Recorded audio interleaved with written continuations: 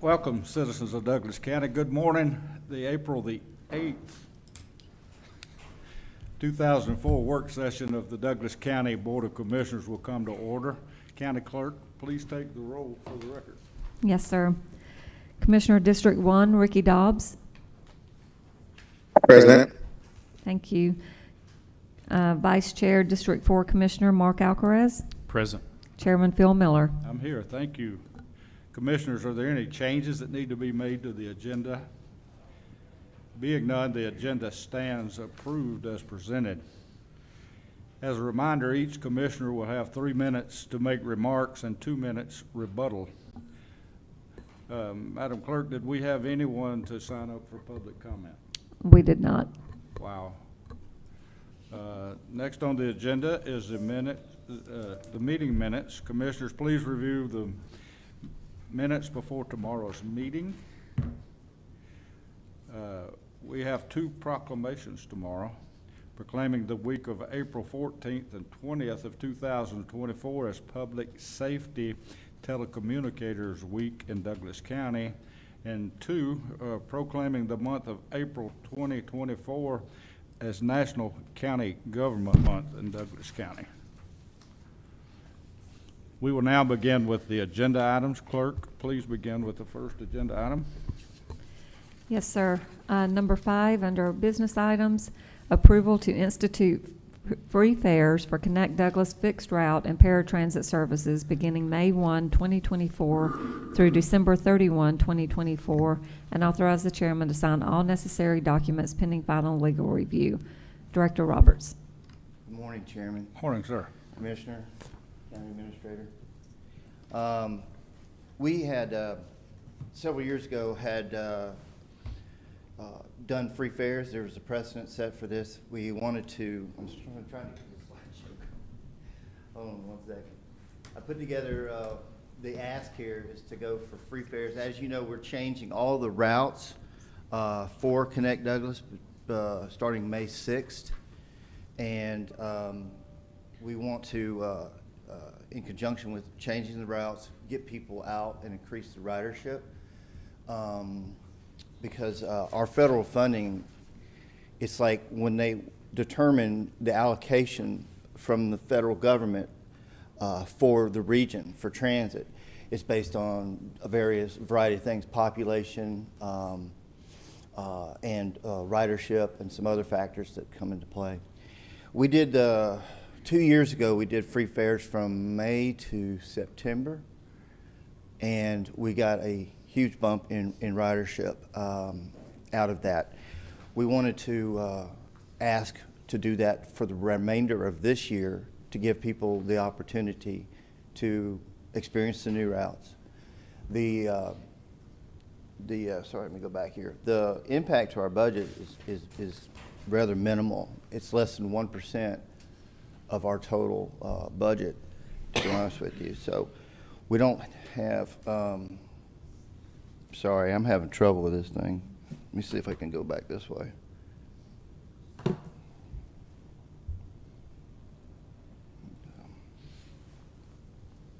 don't know. Anyways, let me see. Here we go.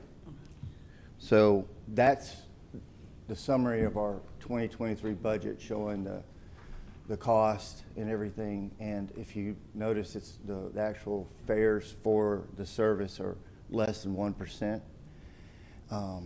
We feel like with the new routing, we can get people on the bus. They'll be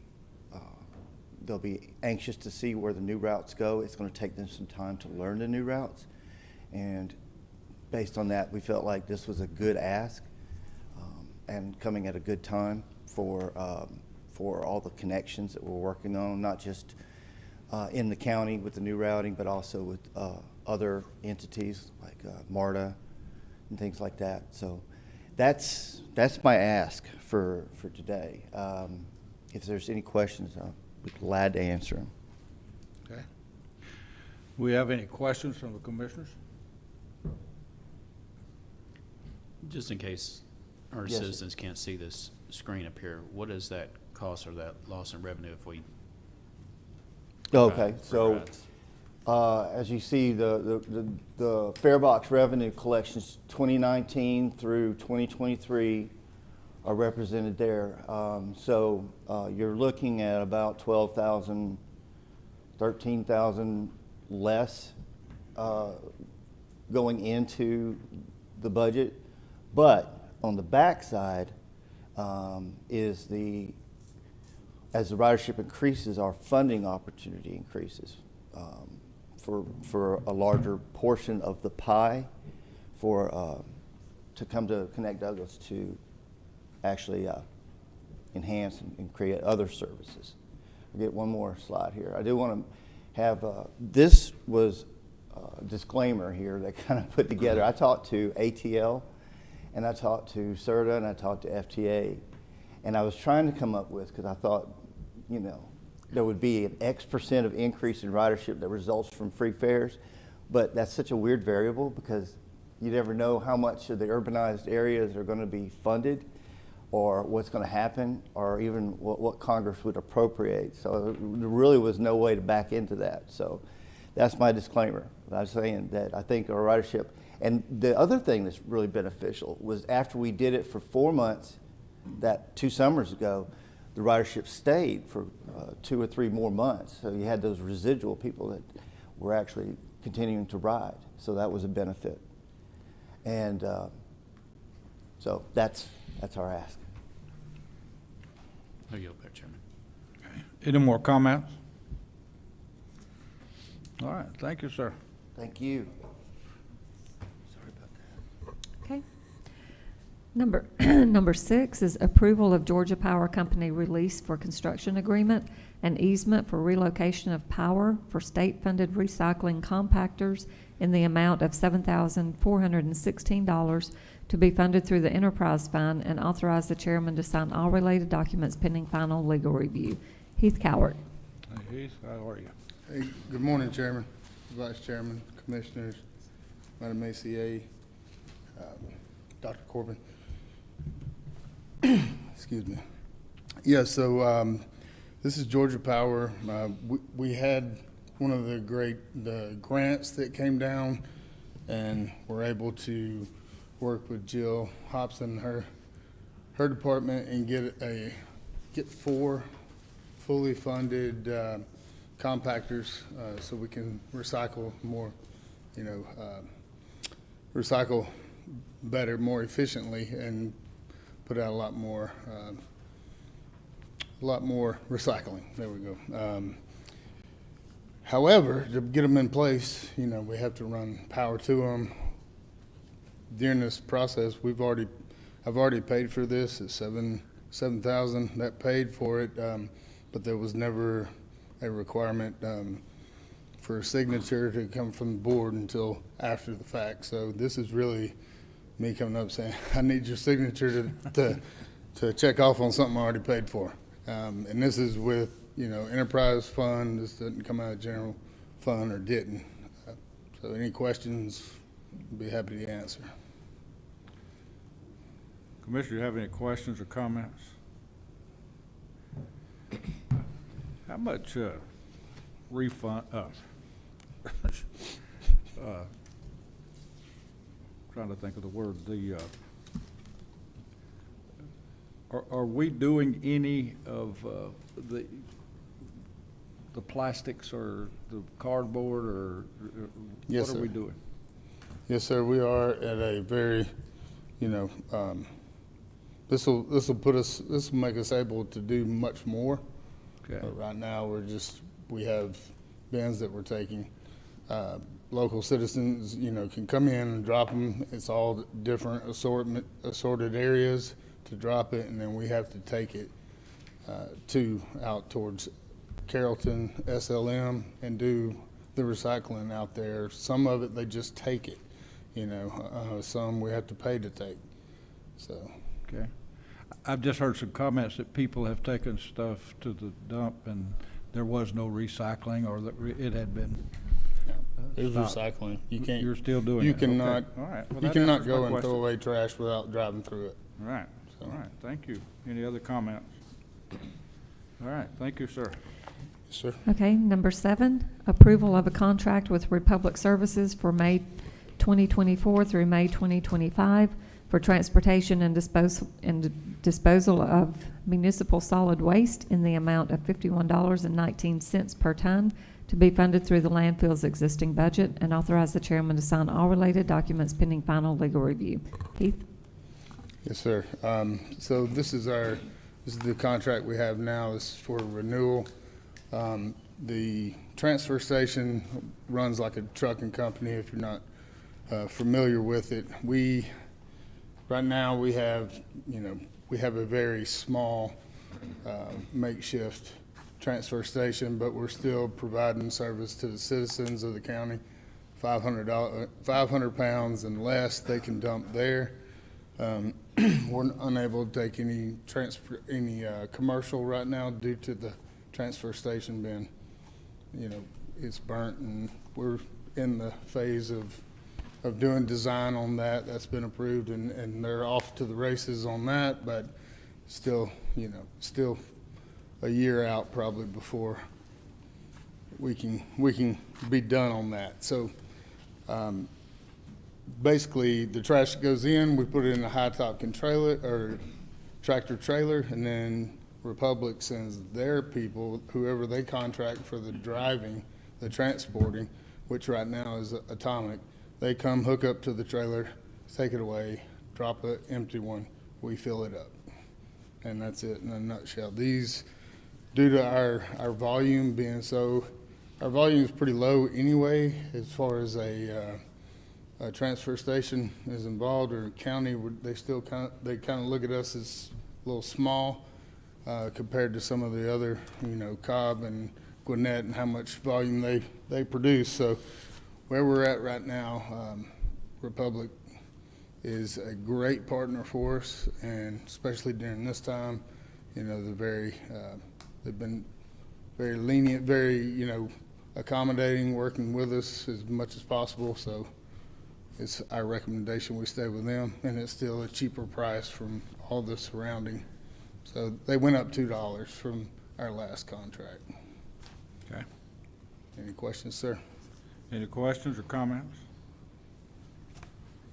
All right, thank you, sir. Okay, thank you.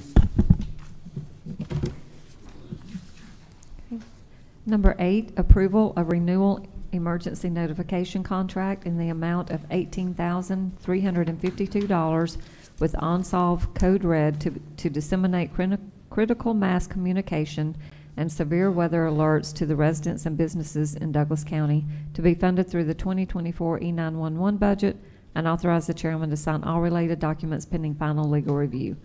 Katrina Hartley. Good morning, Mr. Chair, Board of Commissioners. OnSolve Code Red is an emergency notification service that the county currently operates throughout. It targets alerts to specific geographical areas in emergent situations, and it allows text messages, emails, telephone calls to be sent to the public in emergency situation and critical emergencies. Examples of situations where Code Red might be used would include mass evacuations, missing persons alerts, or severe weather warnings. And so this is just a continuation of the emergency notification system that we currently use. Any questions? Any questions, commissioners? All right, thank you, dear. Okay, I have the next one. Okay. Number 9, approval of cleaning contract with Parks Janitorial Service from May 1, 2024 through April 30th, 2025 in the amount of $14,400 for cleaning of the E911 department, to be funded through the 2024 E911 budget, and authorize the chairman to sign all related documents pending final legal review. Director Hartley. This is just simply our cleaning contract for the 911 operations center. Questions or comments? All right, dear. Thank you. Thank you. Thank you. Number 10, approval of a contract with Bartow Paving Company in the amount of $5,121,000 for the 2024 patching, milling, and resurfacing of various Douglas County roads to be funded through GDOT LMIG grant in the amount of $1,486,878 and SPLOST 2022 $3,166,666 and general fund $467,456, and authorize the chairman to sign all related documents pending final legal review. Director Rana. Morning. Good morning, Mr. Chair, Board, and Administration. This contract is for our annual resurfacing effort that proposes resurfacing of approximately 30 roads with a combined length of roughly 11 miles. The project list and the funding request is the same as adopted by the board in October of last year when we applied for the LMIG grant. Bartow Paving was the lowest and most responsive respondent to our invitation to the bid. They're also the incumbent of our resurfacing contract. Staff has been satisfied with their prior performance, and we're recommending this contract for approval. Thank you. Okay. Comments, questions, commissioners? All right. Okay. Number 11, approval of a task order with Atkins Realis USA, Inc., formerly Atkins North America, Inc., pursuant to RFP 23-019 in the amount of $284,230.84 for construction, engineering, and inspections of the Lee Road widening project, project number 4428, to be funded through the 2016 SPLOST funds, and authorize the chairman to sign all related documents pending final legal review. Dr. Rana. Lee Road Phase 2 is an ongoing horizontal construction between I-20 and Fairburn. The project is federally, state, and locally funded, and it requires a full-time CEI firm to perform construction engineering inspections. Previously, SCI has performed this inspection until their contract expired last month. Pursuant to our on-demand contract of 23-19, Atkins was ranked #1 CEI firm for this category, and we're recommending their services for the remainder of the construction activities. This proposed contract will last us towards the end of the year, which is our currently proposed completion of the project. Happy to answer any questions. Any questions or comments, commissioners? Okay. Okay. Number 12, approval of change order number 8 in the amount of $118,075 on the contract with CMES, Inc. in connection with the Lee Road widening project, project number 4428, to be funded through SPLOST 2016 funds, and authorize the chairman to sign all related documents pending final legal review. Director Rana. CMES is our prime contractor for this construction project. There's roughly 2.7 miles effective construction. This change order encompasses the additional best management practices required to properly control erosion across the project. This change order includes additional quantities required, such as check dams, silt fence, and water quality inspections throughout the project to limit its footprint and to protect the properties around the project limits. And lastly, there's an additional item being adjusted that captures the additional concrete, Class B concrete required to build a retaining wall just off of Fairburn at the project limits. Happy to answer any questions. Any comments or questions? All right. Just a question not related to these things. Where are we on the roundabout on Highway 5? GDOT is progressing in their right-of-way acquisition efforts as we speak. Last I checked in with their project manager, their construction was moved up to fiscal year of 25-26. They are hopeful that they can complete the right-of-way acquisitions until then. This move is pushing the construction 1 year beyond its original schedule, and that is mainly due to some acquisition issues that they had along the way, and also their long-term planning in terms of construction funding for the project. and that's where we stand. I'll be more than happy to check in once again with the project manager and update you if there's anything different on the project. Thank you. Any other questions or comments? All right, my friend, thank you. Thank you. Thank you, Director. Number 13, approval of an agreement with Lowe's Design in the amount of $274,000 for professional design construction services and bid assistance services for the redevelopment of the Northern Fields Complex at Winston Park to be funded through 2022 SPLOST funds, and authorize the chairman to sign all related documents pending final legal review. Chad Griffin. Good morning, Chairman, Board of Commissioners, County Administration. I'm here to present the scope of work project that's going to be done by Lowe's Designs. As for the Winston project, the upper fields at Winston, this is going to approximately include about 12 acres of redevelopment of the upper fields at Winston Park. It's going to include 2 diamond fields, one at 200 feet and one at 300 feet. It's going to include spectator seating areas, plazas, and sidewalks, a design of restroom and concession stand building with a pre-engineered pavilion on that concession stand, relocated parking, which will have security lighting, an addition of a playground. We'll have a paved walking trail around the complex, on new sewage, a new septic system for the upper fields, and site infrastructure grading and drainage. And it's going to focus, the scope is going to focus on 4 main tasks in the scope. Task 1 will be project initiation. Task 4 would be schematic design services. Task 5 would be design development services. And Task 6 would be construction document services. The scope design is scheduled to take about 5 to 6 months to complete the scope. In that price, the price for the scope is $274,000, and in that price includes the environmental services of $12,740 for the septic system. Any questions or comments from the commissioners? Yes, Chairman. Mr. Vice Chair. Just because I've received some recent calls about it in the area, some of the people were asking, is there any way to make one of those fields adaptable for softball? Is that possible? Yeah, we could skin one of the infields or keep one of the infields skinned. And I have Lowe's Designs here with me just for any questions. Thank you, Chad. Good morning, everyone. Morning. Yes, sir. As a general rule of thumb, what we'd like to do with a lot of city and county recreation departments is when we're doing a diamond field is to do what we call a full skinned infield. So it is essentially a softball field, but a lot of our programmers like to be able to have that in order to also run the baseball programming without necessarily having to cut in grass infield lines and things along those sorts. Okay.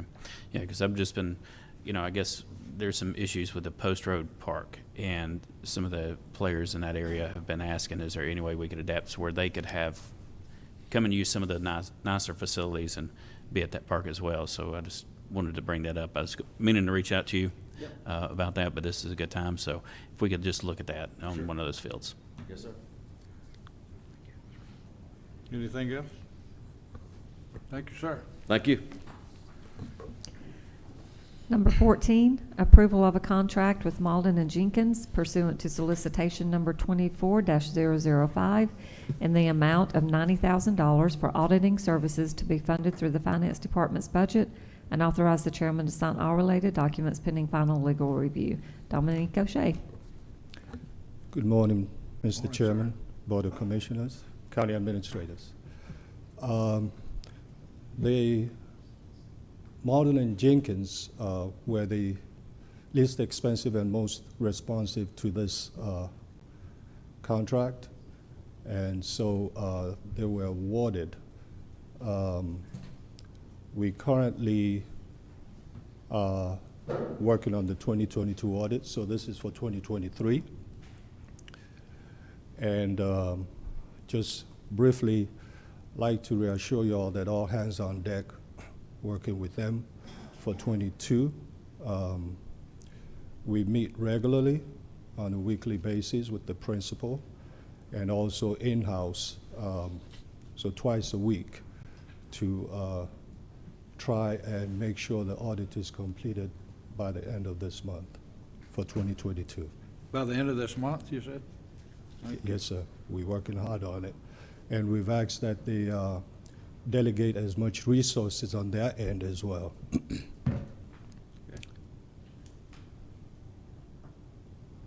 Any questions or comments? All right, thank you, sir. Okay. Number 15, approval to set up a new checking account for the Equitable Sharing Fund and establish authorized signers. Dominique O'Shea. This came about as a result of audit finding. The auditors brought to our attention and the sheriff's office that as of 2019, the governing body is required to hold and oversee the bank account for assets forfeitures coming out of the Justice Department and federal government. So the sheriff's office is aware of this, and 2 separate accounts are required for this purpose. Okay. Questions, comments? This is the forfeiture fund, is that what it is? That's correct, yeah. And it requires what? It requires that the governing body has oversight, I guess separation of duties, but the sheriff's office is still the one that spends all the money Right, okay, for the purpose designated. okay. All right, thank you, sir. Thank you. Thank you.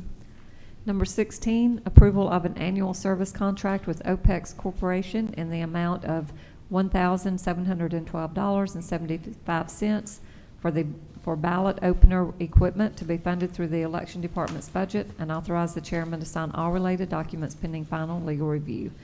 Crystal Danley Bridges. Good morning, Chairman, Council, Administration. We previously purchased this equipment.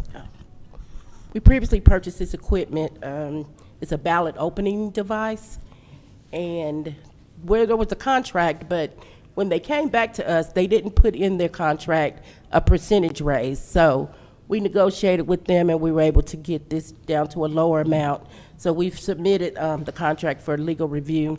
We're just waiting for it to come back. So the amount, instead of it being about $3,000, it's now $1,700. And it's for a service contract to service the equipment Good job. Yeah. for OPEX equipment. Yes. Any questions or comments? All right, thank you, dear. Thank you, sir. Thank you. Oh, also, guys, don't forget we have a runoff going on too. So the election is tomorrow. Yeah, District 2. okay, thank you. Thank you. Number 17, approval to purchase 10 IPC scanners from Dominion Voting for an estimated cost of $39,148.50 to be funded through the election department's budget, and authorize the chairman to sign all related documents pending final legal review. Malcolm Navala, did I pronounce that right? Close enough. Okay. So, as mentioned, we're looking at about $39,000. These are Can you speak up just a little Sorry, bit, yeah. sir? Thank you. about $40,000. This is the equipment that's used by voters when they're physically casting their ballot. These 10 machines will give us a full complement for us to be prepared for a historic election that we're expecting. We had 70,000 people in 2020. We're expecting more than that in 2024. This will give us that full complement that we need to securely and accurately conduct our elections. Okay, Any questions? questions or comments? All right, thank you, sir. Thank you. Number 18 is approval of inducement resolution for bond offering to be repaid from TAD proceeds to reimburse the county for certain expenses incurred in connection with TAD development and for other purposes. Attorney Coleman.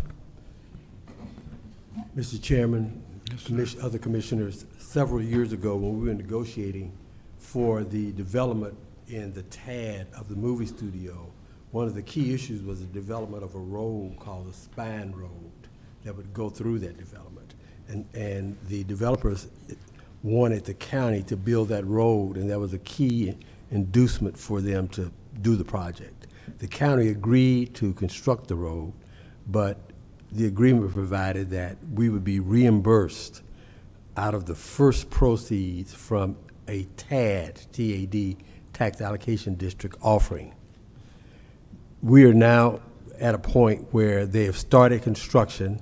We have a certain period of time after construction starts to get this inducement resolution passed so we can, move forward and get the bond offering put together to get the county reimbursed for the amount it is spent for the Spine Road. That's what this resolution is about, to start the process of the bond offering to reimburse the county. Any questions or comments from the commissioners? Does that include a number? Do we know how much money?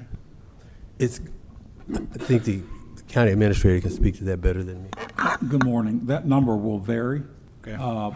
based on the projected development that's going into that TAD district. At this point, we think it's obviously going to be in excess of what is owed back to the county. Okay. And our goal is to get this done by the end of the fiscal year so that we can reimburse the general fund for the monies that we've already spent. Okay. All right. Just to clarify, Mr. Chairman, that the bond offering will be repaid out of proceeds from the TAD. It will not Right. come from the county general fund or Right. taxpayers in any respect. Okay. Any other questions or comments? All right, next. Number 19, 2024 committee assignments. Tiffany Stewart Stanley. Morning. Good morning, Chairman, Vice Chairman, Board of Commissioners, County Administration. So I'm here today to get approval from the Board of Commissioners for the 2024 committee assignments. As you may recall, a couple of months ago, we actually reduced the amount of committees down to 6 committees for the Board of Commissioners. And so the committee assignments that are being proposed are as follows. For Benefits and Pension Committee, that committee would be chaired by the elected District 3 Commissioner, and the Vice Chairman would be Chairman Miller. For the Community Services Committee, and that committee will be handle the community services divisions, things like Parks and Rec, Library Services, Senior Services. The chair would be Commissioner Dobbs, and the vice chair would be the elected District 2 Commissioner. For the Finance Committee, the chair would be Chairman Miller, and the vice chair would be Vice Chairman Alcaraz. For the Public Safety Committee, the chair would be Vice Chairman Alcaraz, and the vice chair would be Commissioner Dobbs. The Safety Committee would be determined by an election by the elected officials, and the Transportation Committee, the proposal is the chairman would be the District 2 Commissioner, and the vice chairman would be Chairman Miller. The remaining non-voting members of the committee will be appointed by the county administrator, and that will be members of the organization, and those members shall be subject to approval by the chairman of the board. So that is the proposal. Okay. Thank you. Any questions or comments?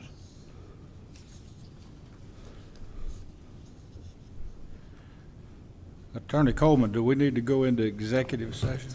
We still have one more item, Chairman. Sorry. There's one more item on We the have one agenda. more item. Oh, I'm sorry. That's okay. Number 20 is authorization to amend the budget for legislative aides part-time positions. Rosalind Miller. Good morning. You may be aware, I believe last month, the board adopted a policy to transition the staff of the district commissioners' staff from full-time to part-time. However, I'm before you to do the budget amendment, have the board to approve the budget amendment for that transaction and for that policy. So a total of, so we're moving part-time, we're moving the remaining salary. Remember, we had a full-time salary, and we're reducing how much is needed for the part-time salary for each district. And also, we've taken a look at each line item, and we're adjusting the budget by 50,000 for each district except District 4 to better align for additional spending trend. So District 1, we are moving $70,746.79 from the operating of District 1 to fund balance. For District 2, we are, again, this is 50,000 and the leftover from going from full-time to part-time. For District 2 is $93,431.29. We have District 3 of $88,336.79. And District 4, as you may be aware, did not have full-time staff.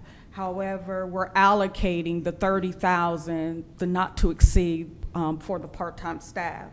So therefore, and we're taking it from the $50,000 line item.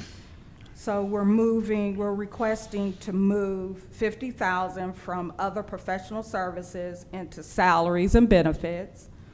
And the remainder will be $17,705 that's going into fund balance. For the Board of Commissioners office, we are establishing a $50,000 line item to other professional services, and this is to establish a budget for the Board of Commissioners, for Board of Commissioners business. So a total going into fund balance is about $220,000 going into fund balance. So we're just making adjustments. We're not adding to the budget. We are actually reducing, and we're reducing by $220,000. Any questions or comments? Yes, I have a question. Yes, sir. Commissioner. Good morning. First, good morning, everybody, and then good morning, Rosalind. Hope all is well. So I have a question about what you said. Is this to take effect immediately as far as moving the funds? That's my first question. As far as the legislative aids going from full-time to part-time?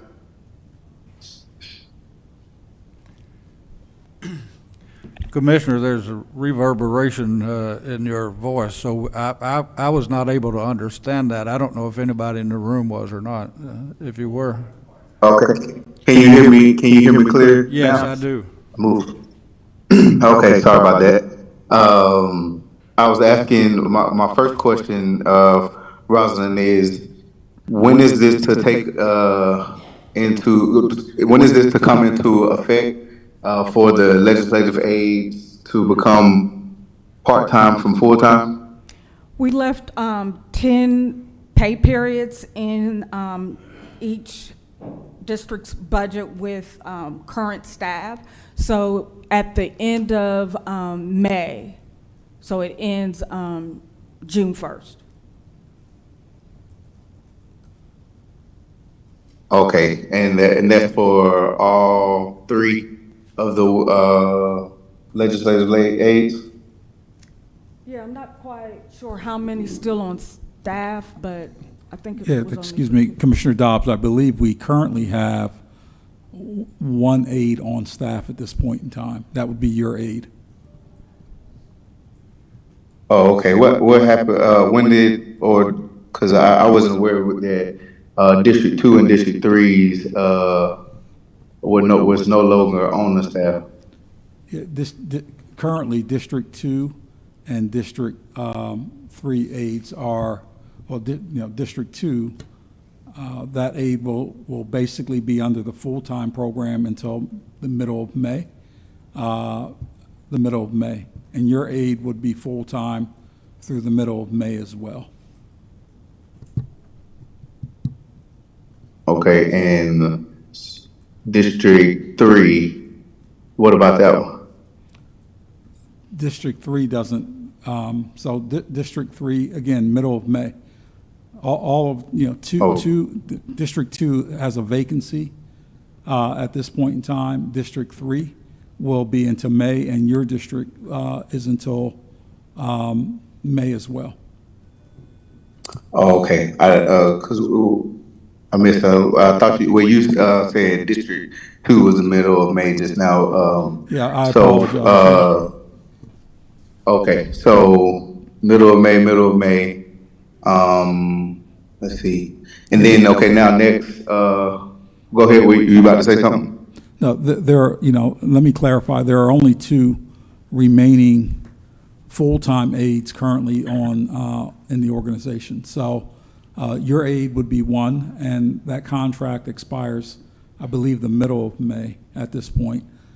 District 3 Commissioner, former Commissioner Carthen's aide, is under contract until approximately the same time, which is the middle of May. District 2 is vacant. District 4 does not have an aide at the present time. Okay, now, okay, so just for clarification then, for District 3, District 3, this middle of May, that's around the time for the election, and if that legislative aid is continued, or whoever comes into that position will be on the part-time schedule after that, correct? Correct. District 3 will, Okay. when that person, official comes on board, they will be, there will be enough in the budget for them to engage a part-time aide for the balance of the fiscal year. Okay, and right now, I guess when I get to is the agenda, is the actual moving of those funds attached to the Civic Plus? Is it in the system for me to look at when I get to my computer? Yes. We'll make sure. Okay, We'll make sure you have it. Okay, yeah, because then my next question was, I noticed for Rosalind, from you said initially, you know, 50,000 from each, but then when came to the line items, and you said for District 1 it was actually like 70,000. So for why is that more that is being moved from District 1 as opposed to from District 2 and 3? Yeah. So at this point, District 1 does not have an aide in its current budget. So when the board passed its policy, maybe 2 meetings ago, the part-time aide policy, it created a position for District 1 that doesn't currently exist at this point in time. So we've added, we've had to add a part-time aide position for District 1, where all the other districts actually had full-time aides currently embedded in their budget. I'm sorry, District 4. Okay, but yeah, so but Rosalind, she said for District 3 and District 2 that there was going to be $50,000 moved from the operating fund to the general fund. But then from my district, from District 1, it was like 74,000, if I'm not mistaken. It was 70-something thousand that was going to be moved from the operating fund to the general fund. Okay, so that was my question. Yeah. Okay, I think I now understand your question. There are 2 parts to this proposal. One is to basically amend the budget to reflect that all commissioners going forward will have part-time aides. So that's part 1 of this, and you'll see the movement of funds to be able to create those positions, adjust the current payroll line item within your budgets accordingly. The second part of this is the recommendation has been made to move $50,000 from all commission line items into a single bucket that will allow for the commissioners to continue their business that you see fit, but it's centralized within the chairman's budget at this point. The board, we've created a Board of Commissioners budget for a single line item for $50,000.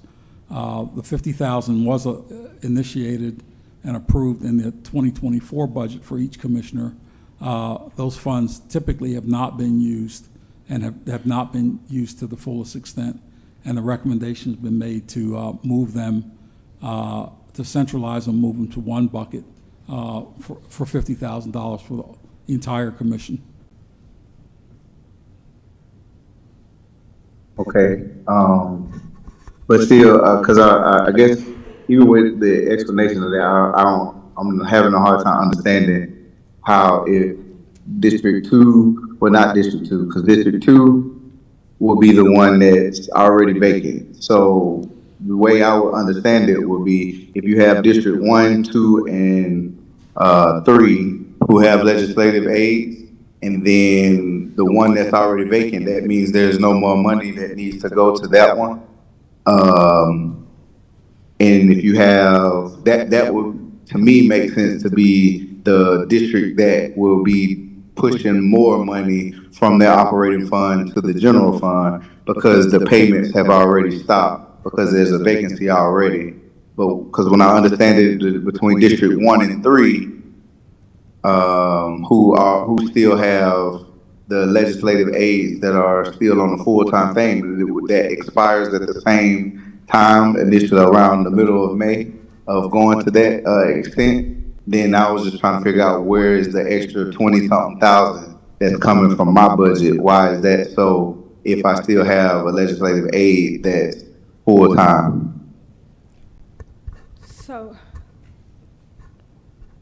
So are you stating that, like when I said District 1, we're putting 70,000 into fund balance, and District 2, 93,000, and District 2, 93, and District 3, 88. Are you stating that? Oh, wait. So, yeah, then that's what I'm stating. If those are the numbers that you said, I heard completely different, because what I heard was District 1, you was moving 70,000 from the operating fund to the general fund. District 2 and 3 was just moving $50,000 from the operating fund to the general fund. So did I mishear you on that? Yeah, so for District 1, District 2, and District 3, we're doing the same. We're leaving 30,000 for the part-time, plus we're leaving an extra for the staff that's still on board. So for District 1, it's a total, and this includes the 50,000 plus the salary and benefits. So we're reducing District 1's budget by 70,000. We're reducing District 2's budget by 93,000, and we're reducing District 3 by 88,000. So, and that includes salaries, benefits, and the 50 for District 1, 2, and 3. Does that make sense? Okay. Yeah, that makes sense. I don't know how I thought I heard you mention the 50,000 and that was it. So I do apologize. No, I could have said it for wrong. No need. Yeah, I was looking, I was like, wait a minute, why? Where's all this extra money coming from District 1? Right. Yeah, numbers don't lie. Okay. Right.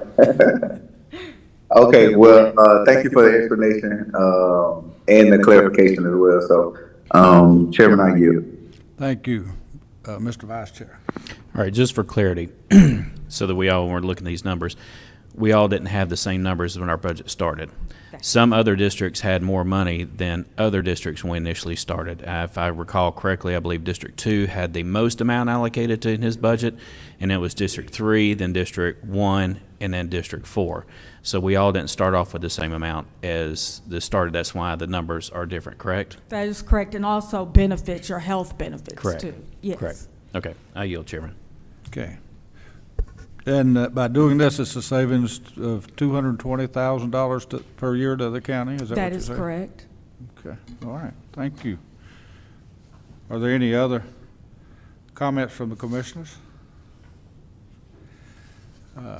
Attorney Coleman, do we need to go into executive session? Mr. Chairman, we do need executive session today for real estate personnel and litigation. Okay, all right. We need a motion to go into executive session. Chairman, I make a motion to go into executive session for personnel, real estate and litigation matters. We have I a second. motion. We have a motion and a second. All in favor? Aye. Aye. Aye. Okay. We will now adjourn and go to the work session. Executive session.